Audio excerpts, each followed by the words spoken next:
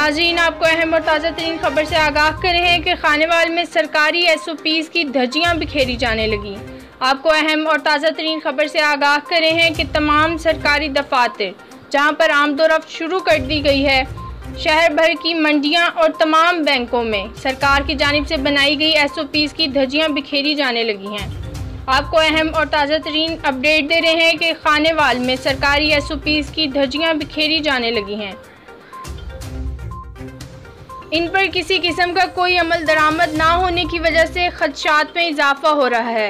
नाज़रीन, आपको अहम और ताज़ा तरीन खबर खानेवाल से दे रहे हैं कि खानेवाल में सरकारी SOPs की धज्जियां बिखेरी जाने लगी।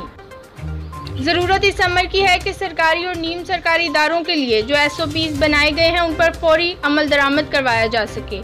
ये थी लोकल व्यूज़ ताज़ा तरीन। मज़ीद किसी भी खबर से बाखबर रहने के लिए लोकल व्यूज़ TV को सब्सक्राइब करें। वीडियो पसंद आई हो तो लाइक और शेयर करें।